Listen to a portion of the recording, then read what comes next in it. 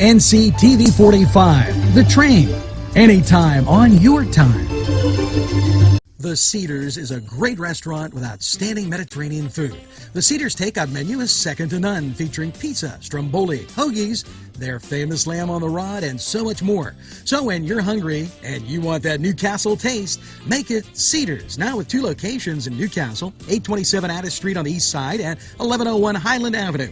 Call Cedars East 724-658-9260 or Cedars North 724-652-7657. RNA Screen Printing Newcastle is the place to go for signs, shirts, hats, vinyl lettering, embroidery, magnets, vehicle lettering, banners, window decals, and they can put your design on many items. They have decals for vehicles and signs for all your advertising needs. Great selection of sizes and styles of regular or glitter t-shirts. RNA can iron on a logo while you wait and can do any school logo. RNA Screen Printing, 1217 Moravia Street, Newcastle, open Monday through Friday 9 to 4. Call 724-652-2241. The Beanery Depot and Deli. Coffee, made-to-order subs, snacks, and more. Meatball sandwiches, fresh and hot. Pepperoni rolls, fish sandwiches, chicken, milkshakes. The Beanery Deli. When you're hungry for something special, and it won't cost you a lot of beans.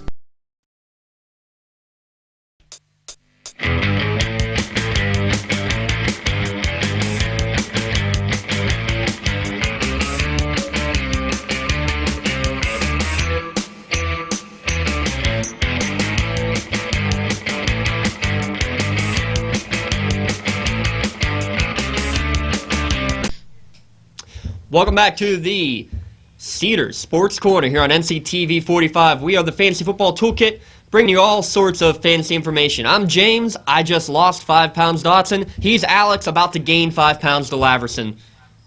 It's Thanksgiving week. It's going to be a lot more than 5 pounds after I smashed some turkey, mashed potatoes, green bean casserole, sweet potato casserole, pumpkin pie, apple pie, rhubarb pie. So it's going to be about 500,000 calories I'm going to be consuming. You know, I heard a couple turkeys got pardoned. Well, they're watching a couple of turkeys at home right now, so we'll keep the gobbling to a minimum. But what we will say, though, is first, happy Thanksgiving to you and your family. Hope you have a fun and relaxing Thanksgiving weekend filled with lots of turkey and lots of stuffing and lots of football. And with that, Alex, let's get right to that point.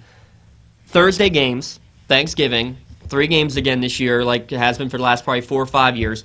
In terms of fantasy football, how does that alter your mindset? Do you do anything differently? Do you see, like, it feels like the Cowboys and Lions, for example, who play every year, they always have one guy who has a breakout game. Do you look at the players any differently when they play on Thursday in general, but especially on Thanksgiving? I don't know if it's so much I anticipate the players to be different as much as just the team as a whole. Some teams really do poorly on the road to begin with. So not only are you going to be a certain team could be playing poorly on the road, they're going to be playing early Thursday, not just on a Thursday night game. You could be short week. And another thing too, and this happens a lot, is that fantasy owners really have a tendency to change their lineups at the last minute, and a lot of owners are going to forget that it's not just Thursday night football anymore. You're going to have early football games, and then your teams are locked, and then all hell breaks loose. And I think I saw a stat on ESPN that said on all their servers, all their fantasy football servers, Thanksgiving Day is the one day that most fantasy owners leave their rosters in with a bye or an injury. Well, and it makes sense, I think. It does. You forget that, what's the first kickoff? 11:30 usually on Thanksgiving morning. So yeah, and I don't wake up till 2. Go eat turkey. And especially if people are out and about and having fun on Wednesday nights as well, that a lot of people forget about setting up that lineup that early, or they're watching the parade and don't even realize, the game's about to start. So make sure right then and there, have something planned ahead of time. Get it done right now as you're listening to us. Yeah, especially since it's towards the end of the season, and obviously everyone matters, but if you're trying to get into the playoffs, or if you're trying to keep your top playoff spot secure. This is a week that you can't afford to lose. So altogether, this is the weekend you really, really want to be paying attention to your lineup. Well, and let's look at one of those games for sure and talk about one of the hot teams in terms of fantasy commodities, the Washington Redskins. Look what they're doing. Jamison Crowder, the last 6 weeks, let me just read you off his points the last 6 weeks that he's played. 9, 11, 10, 16, 9, 16. How's that for consistency and proving himself? Double digit on average for the last 6 weeks. Never below 9, never below 16. That's got to be the protege of somebody who you're looking to pick up on a waiver wire. That's the type of guy you want, right, Alex? Oh, yeah, definitely. And it's also funny because last few shows, what do we say? That the free agents in your free agency pool really tend to get thinner as the year goes on. But then you have someone like James Crowder that's, slowly and quietly making some noise. And 9, 11, 10, 16, 9, 16, that's a big enough sample size to, at least for me, to go out and take him. You always say if a wide receiver goes out and has an amazing game, you're not going to necessarily go and get him immediately. But we talked about consistency with Rashard Matthews last week. He put up another double-digit point week, so he's exactly what you should be looking at. The other wide receiver, Pierre Garçon, also kind of getting better. Kirk Cousins, no joke, in my mind, has become a number one, a QB1, top 12 QB in fantasy football. And you know what? I got to give it to you because you've called that. You called that last. Yeah, okay. I'm gonna be putting some dirt back on your shoulder because I remember someone said Ezekiel Elliott was not worth a high draft choice, but not to mention names, Jimmy. But with all seriousness, though, that is something you have said for a long, long time. I believe I said that on draft day when it was RG3 already taken and then they took Kirk Cousins. I said, you mark my words, Kirk Cousins will be the better starting quarterback in this league than RG3. Guy. And he is. He's always been the underdog since he was in high school. Like, they want him to switch from quarterbacks because they said you'll never play the position, and he goes and proves them all wrong there. But we digress. Kirk Cousins, big. They have a pretty good matchup against a pretty banged-up Dallas secondary. So that's where I'm looking at right there. And also, we got to go again and mention Robert Kelly. He's won that job at the running back position. And just look at what he's done. 21 carries, 24 carries, 22 carries, 3 touchdowns in Sunday Night Football. The balance that offense has, Alex, makes it good for everybody. Yeah, but it's also a shame for Matt Jones owners. And he was a running back. Don't say we didn't warn you on Matt Jones with that. Well, and that is true. We've really made a point to really be cautious when taking him. I think we said, if he's there in the later rounds, take him. But he, on average, I think went on round 4. Something like that. But either way, it's that's one of those things that's really frustrating for fantasy owners. But, that's the unforgiving nature of fantasy football. Well, let's talk real quick in the last couple minutes we have here, looking at some of the running back issues that have popped up again.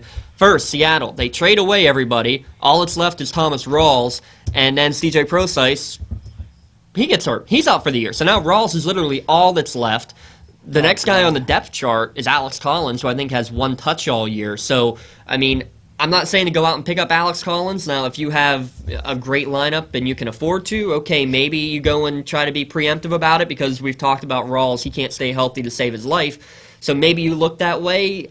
I don't know what to do in Seattle, to be honest. The one I'm looking more at, though, is the Philadelphia backfield where Darren Sproles and Ryan Matthews both went out last week. Very unlikely that both of them will be healthy. One will probably play, but either way, Wendell Smallwood, available in 80 or 98% of leagues, he's the one who I'm looking to pick up first and foremost on the waiver wire, Alex.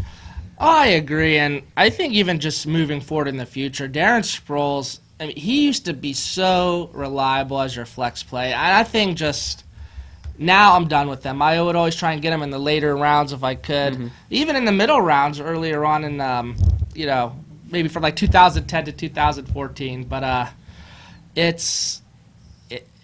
he just seems to, he's been around for like 15 years, I swear. It feels like it. But it's over. But he makes it work, and now, of course, injuries have played him again. Well, we're up against a break. When we come back, we're going to have one last final fantasy stud who, I mark my words, will be getting 15-plus points in fantasy this week. Be ready for it. Stay with us here on the Cedars Come Sports to Corner. Big Polly's Sports Bar in Newcastle. The place is spacious with all the seating you'll need, with 2 bars and a huge menu that features wings, pizza, sandwiches, burgers, pasta, and fries. Big Polly's. Is just right to watch the game. You'll love the sports memorabilia throughout the bar. There's plenty of parking too. Big Polly's Sports Bar. In Newcastle at 207 East Long Avenue. Call 724-658-8800. That's 658-8800.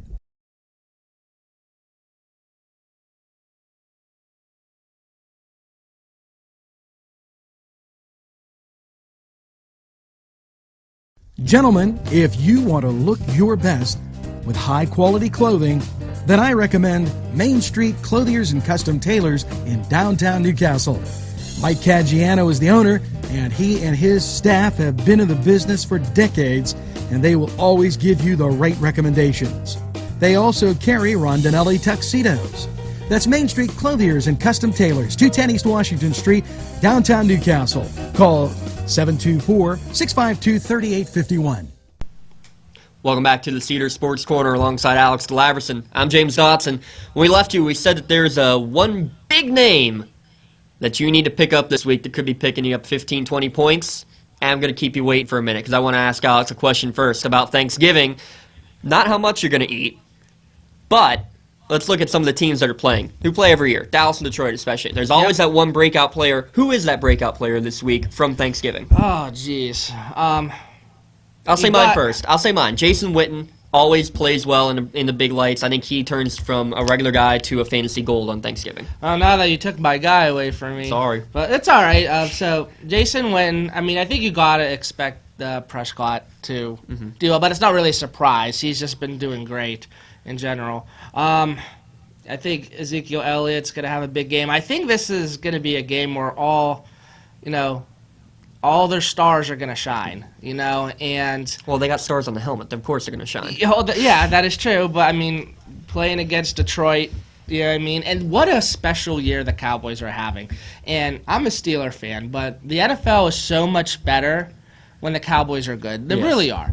And love them or hate them. Yeah. And now I'm finding myself rooting for the Cowboys because they got fantasy players on their team. So, I'm a Steeler fan first, but money's money. But either way... For Detroit, maybe I'm hoping Golden Tate makes a rebound. That's terrible. I was just about to say, because I've had him all year, and he's done just enough to, I would say, stay as a flex play, but I really, really have been waiting for him to put up numbers, in the 20s. It's like bound to happen. So maybe the Cowboys are going to get up on a big lead and the Lions are just going to have to play from behind and pass it and throw it. So if you have Golden Tate, and obviously if you're third receiver, you're going to want to start him. But if you have Golden Tate and you're pretty set a receiver and you're kind of thinking maybe I should put him in as a flex play, I give him strong consideration. I really think they're going to be played from behind most of this game. Yeah, probably, and that should help at least, but all I know is that he's been so up and down, it's very difficult. But on a short week, the short week always seems to favor the offense over the defense, so keep an eye there on that as well. Is? I think just less time to game plan. Less time to game plan defensively how you want to stop. It's bare bones, and in the end, the offense is going to end up winning this point in the year when it comes to the bare bones offense and defense. So more reason to start Golden Tate. There you go. Here it is. The big-time pickup, guy by the name of Cameron Meredith. Why? Why would I pick the wide receiver from Chicago who hasn't done anything in probably 5-6 weeks? He had a couple huge weeks. We were praising him, and remember that around, week 5, 6, 7? Mm-hmm. What was going on? Who was the quarterback then? Was it Jay Cutler? No, it was not. Yeah, but I mean... But no, here's the issue. Meredith and Cutler, never on the same page. They practically hate each other. We'll just leave it at that. They do not mesh well together. As soon as Cutler goes out last week, Meredith starts doing well. Cutler's going to be out. Mark Sanchez is the quarterback. And guess what? Alshon Jeffrey, not playing. Zach Miller, not playing. All of a sudden, he's the number one option, and with somebody other than Jay Cutler, he put up 15, 20-plus points in those 2 games without Cutler. I think he does the same thing again here against a banged-up secondary. Well, and that's kind of why I paused. I know that's what you were going to say, but I just think the fact, like you said, Jeffrey being suspended and Miller not being able to play, plus playing against the banged-up secondary, by default, he's going to have a decent game, or he should anyway. If he doesn't, that'd be kind of shocking. He does have butt fumble throwing it to him, but it's still not That would be Cutler. the only thing. But again, just the fact that you're going up against a weak secondary, and when you have someone like Mark Sanchez, what do? They tend to zone in and target one receiver more than the others. So he is definitely someone alongside of Golden Tate. I'm definitely starting if I'm thin on my flex play. Well, keep sending us your start-sit questions, whether it be for a running back, wideout, flex play, double quarterback, any league, any scenario, especially daily questions. We filter them all. You can follow us on Facebook. Just look for 360 Sports Network, Fantasy Football Toolkit. On Twitter as well, at 3SN Fantasy and at FF Toolkit. We answer all of them, and we're pretty darn good at answering them most of the time. 88% success rate currently on the year, Alex. Not too shabby.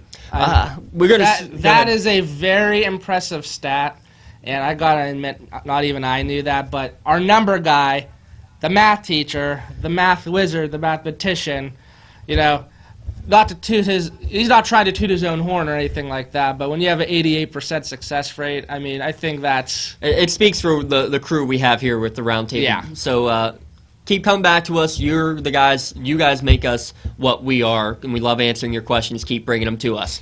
With that, we want to switch gears because there is some big news in the college realm. Alex, just take it away. Well, first, I guess I'm really sad because Manti Te'o's girlfriend died for no reason. And, it's honestly, that's the main thing we got to be worried about here. But with all seriousness, so Notre Dame is going to have to vacate their wins from the 2012 season for an academic violation. And Angelo, if I'm correct, it was from what? It wasn't two students. It was a trainer or something like that? It was a trainer that helped with classes and Like an aide or academic something? classwork. Well, all the players the teams are given like a couple of tutors to help with the students, and from the sounds of it, it's that this tutor did more than just, help with the homework and get them ready for the test maybe, and that they even took the test. Those details still to come. Notre Dame is still, they're planning to appeal it, but as of now, Kelly is. yeah. Oh, said that's the thing. I've been saying this off the air to both Angelo and James. This is how coaches get fired. Coaches get fired in the NCAA because of this reason alone, and I think it has to do more with public relations and perception than anything. And For Notre Dame of all schools to get an academic violation. That's what I'm saying, and it's like Notre Dame, if they wanted to get rid of Brian Kelly before, but maybe they couldn't because, he's had one losing season since 2009, we give him a pass. If they want to get rid of him, they can use The this. alumni are lining up to donate their bowl ticket money to get Wow. rid of Kelly. Wow. And I think there's a lot of the traditionalists that have, look no further than Notre Dame's uniforms against Army 2 weeks ago. That tells you how the tradition of Notre Dame is starting to go further and further away. And I think a lot of loyalists are not too pleased with that. And that is a big thing. The one thing I hear the most is, it's just a uniform. Who cares? Listen, when it comes to college football, college sports in general, branding is everything. You think of the Penn State name. You go to Penn State, you have to be smart. When you think of Notre Dame, you think of Rudy, you think, he has to be one of the best college football players.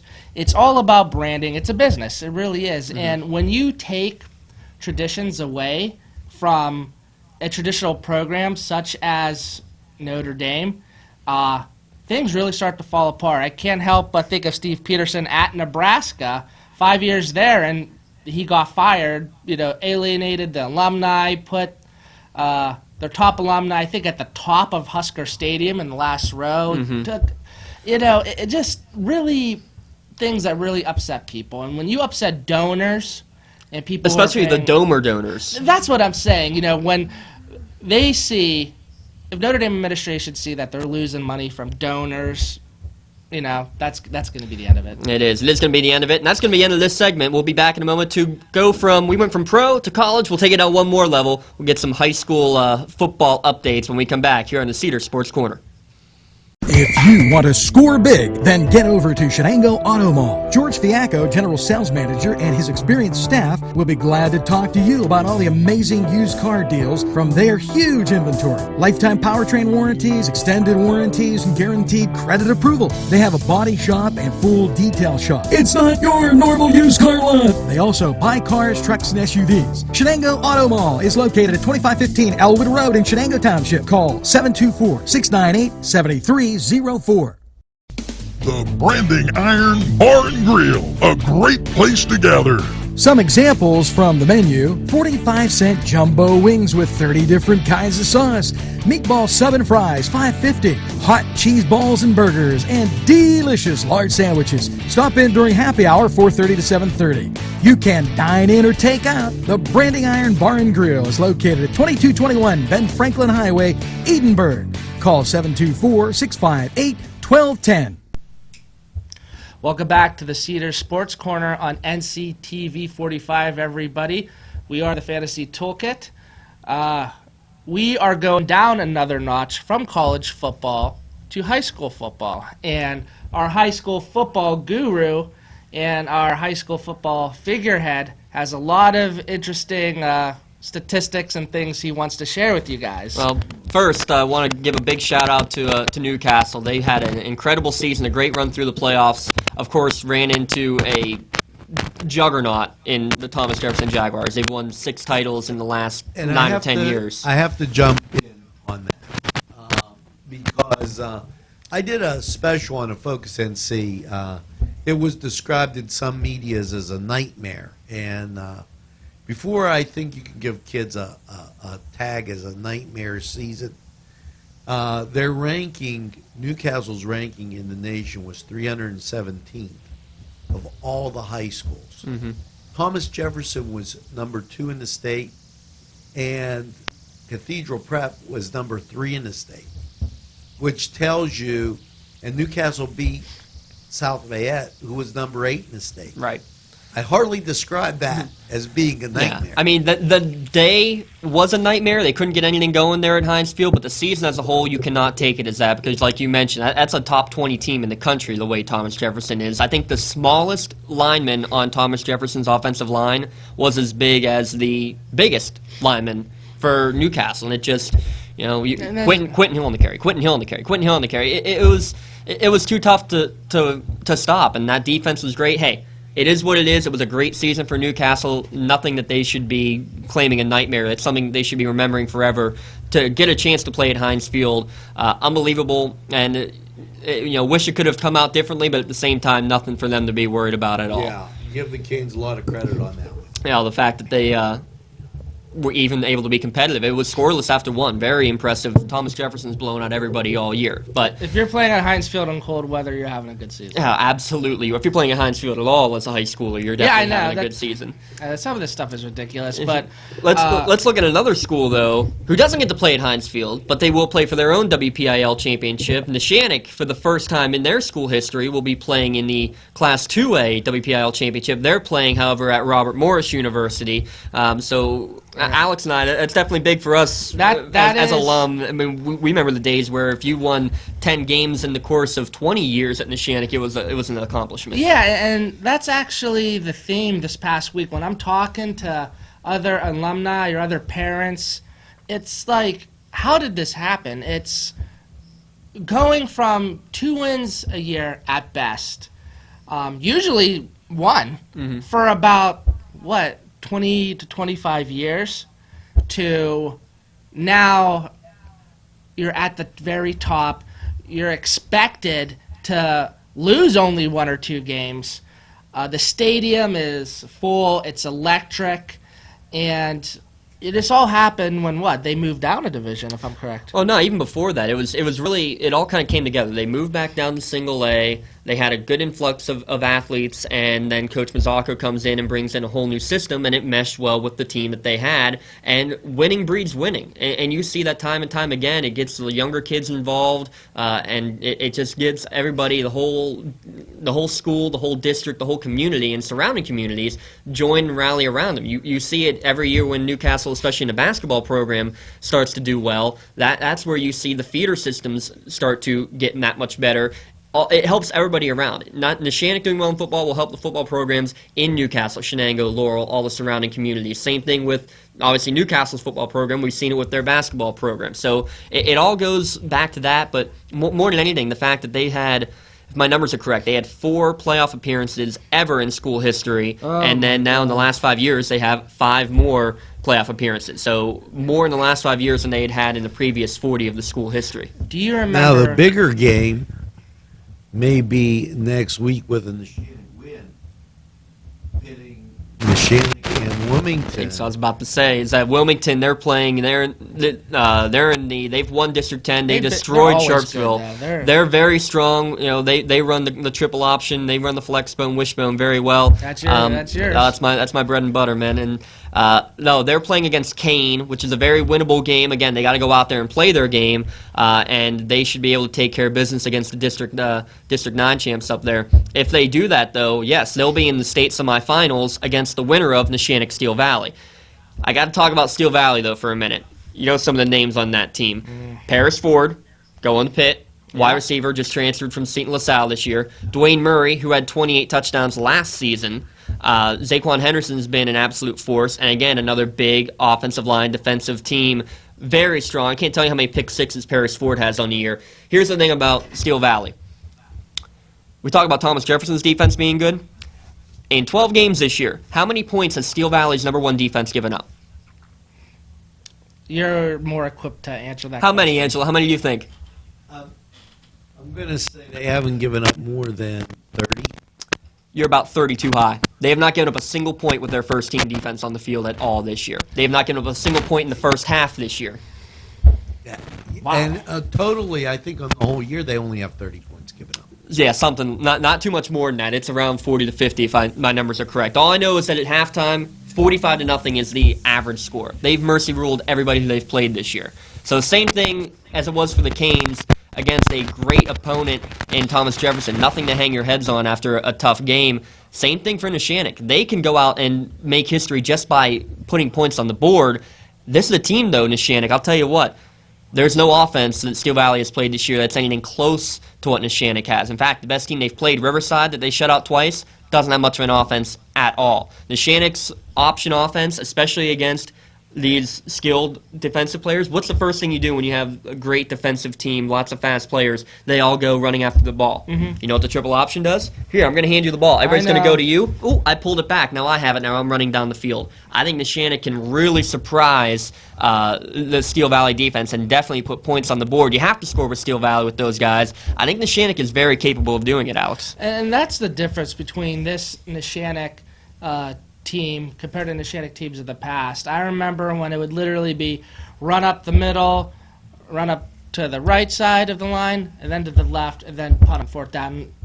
They literally might have passed like 4 times a game. Maybe they didn't have the quarterback to do it. I like to think that they probably did. I mean, yeah, the spread though has been the game changer all through high school football, and Neshannock's done it perfectly with Coach Mo. So again, congratulations to the Canes. Good luck to the Lancers this week. Good luck to the Hounds this week, and we'd love to see Lawrence County. I'll tell you what, D10.